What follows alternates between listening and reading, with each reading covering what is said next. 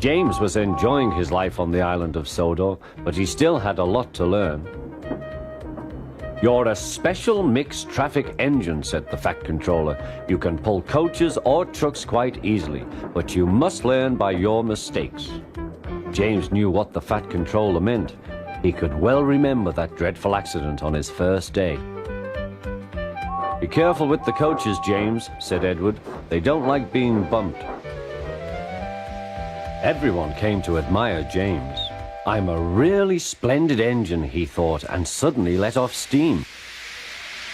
A shower of water fell on the Fat Controller's nice new top hat. Just then the guard blew his whistle, and James thought they had better go. Go on," he puffed to Edward. Don't push," replied Edward. The coaches were grumbling too. Don't go so fast! But James didn't listen.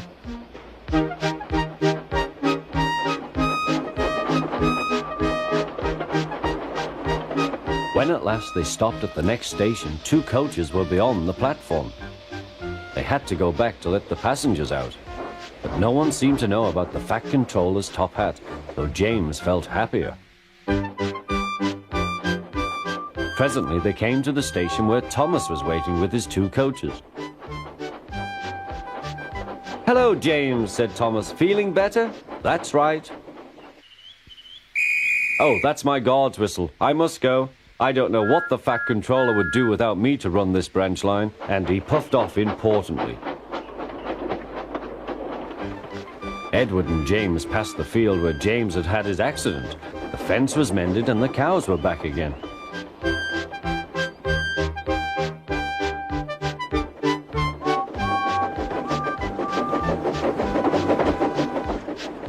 They ended their journey and rested before setting off for home. James was still wondering what the Fat Controller would have to say about his top hat.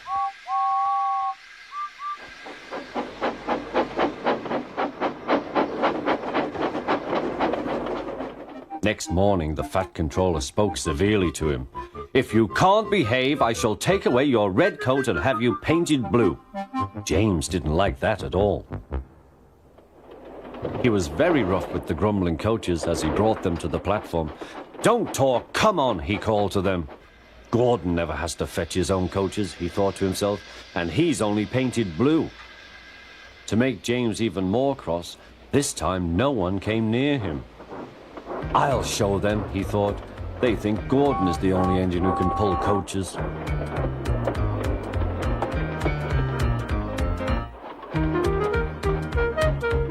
Hurry, puffed James. You're going too fast, replied the coaches. James laughed and tried to go faster, but the coaches wouldn't let him. "We're going to stop," they said. "We're going to stop."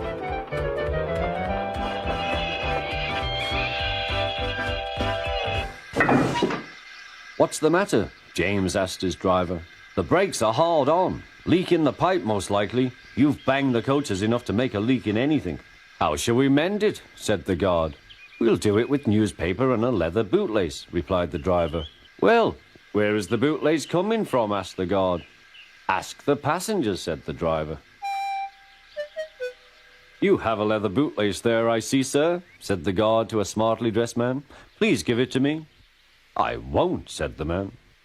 "Then," said the guard, "I'm afraid the train will just stop where it is."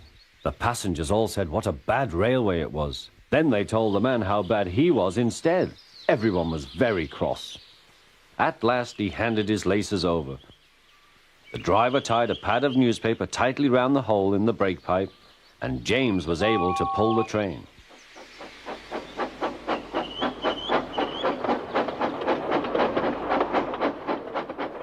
But he was a sadder and wiser James, and took care never to bump coaches again.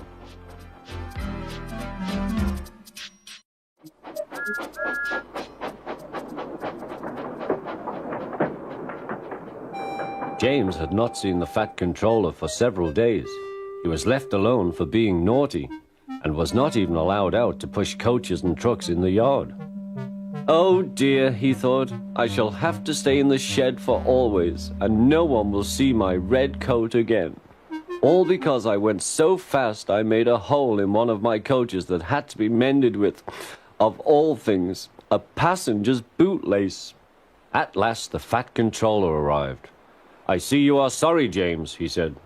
I hope now that you will be a better engine. You have given me a lot of trouble. People are laughing at my railway, and I don't like that at all. I'm very sorry, sir, said James. I will try hard to behave.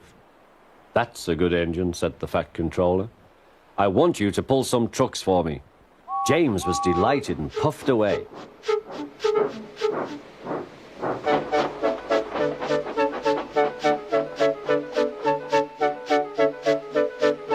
Here are your trucks, James, said Thomas. Have you got some bootlaces ready? And he ran off, laughing. Oh, said the trucks. We want a proper engine, not a red monster. James took no notice and started as soon as the guard was ready. Come along, he puffed. We won't, screamed the trucks. But James didn't care, and he pulled the screeching trucks sternly out of the station.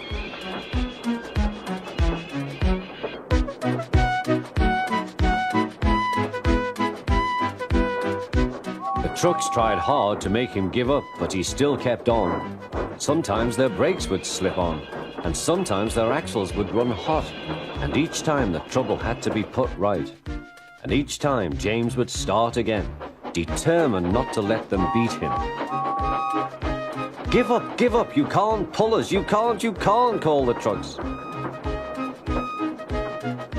I can and I will, puffed James, and slowly but surely he pulled them along the line. At last they saw Gordon's hill. Look out for trouble, James, warned his driver. We'll go fast and get them up before they know it. Don't let them stop you.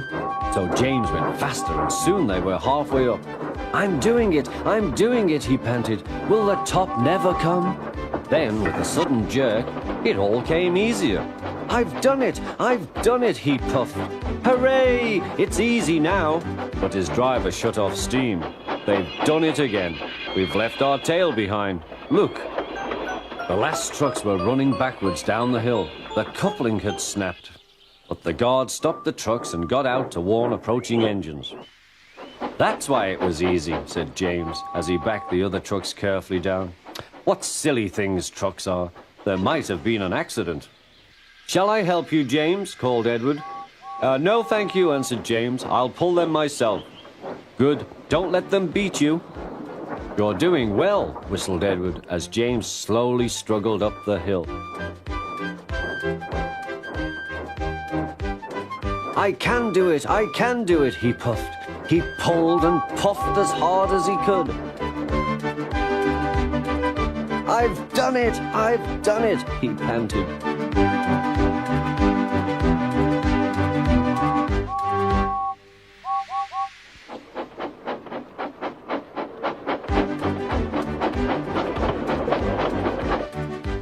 They reached their station safely, and James was resting in the yard when Edward pulled up. Peep, peep, he whistled. Then James saw the fat controller. Oh dear, what will he say, he asked himself. But the fat controller was smiling. I was in Edward's train and I saw everything, he said. You've made the most troublesome trucks on the line behave.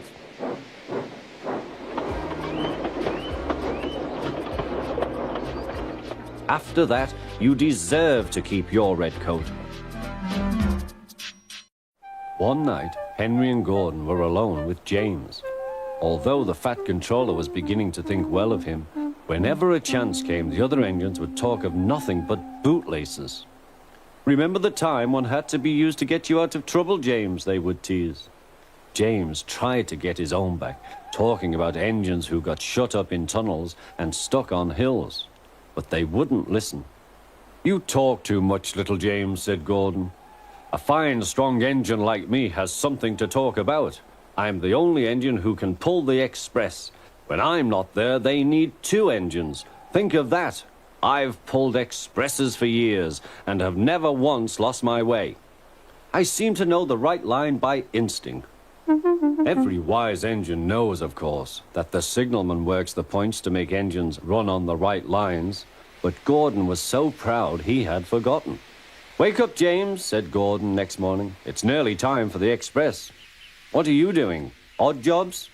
Oh, well, we all have to begin somewhere, don't we? Run along now and get my coaches. Don't be late. James went to get Gordon's coaches.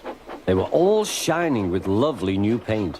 He was careful not to bump them, and they followed him smoothly into the station, singing happily, "We're going away, we're going away." "I wish I was going with you," said James. "I should love to pull the express and go flying along the line." Gordon, with much noise and blowing of steam, got ready to back onto the train.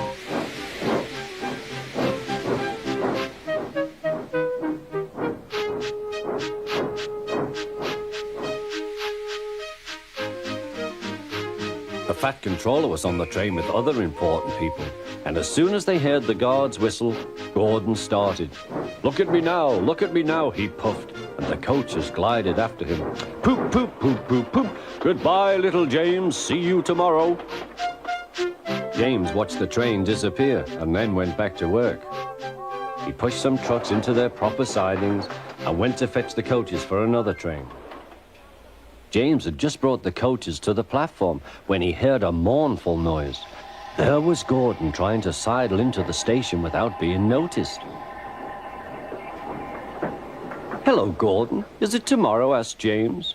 Gordon didn't answer. He just let off steam feebly. "Did you lose your way, Gordon?" said James. "No, it was lost for me. I was switched off the main line onto the loop. I had to go all round and back again." "Perhaps it was instinct," said James. Meanwhile, all the passengers hurried to the booking office. "We want our money back," they shouted. But the Fat Controller climbed on a trolley and blew the guard's whistle so loudly that they all stopped to look at him. Then he promised them a new train at once. "Gordon can't do it," he said. "Will you pull it for us, James?" "Yes, sir, I'll try." So James was coupled on and everyone got in. "Do your best, James," said the Fat Controller. Come along, puffed James. You're pulling as well, sang the coaches.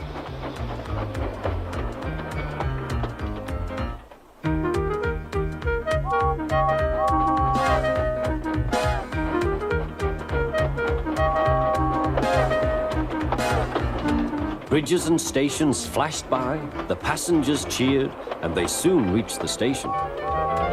Everyone said thank you to James, and the Fat Controller was very impressed. "Well done," he said.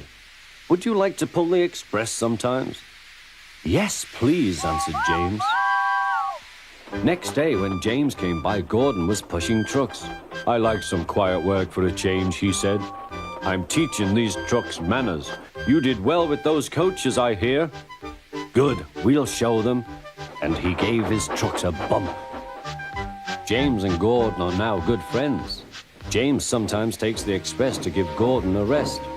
Gordon never talks about bootlaces, and they are both quite agreed on the subject of trucks.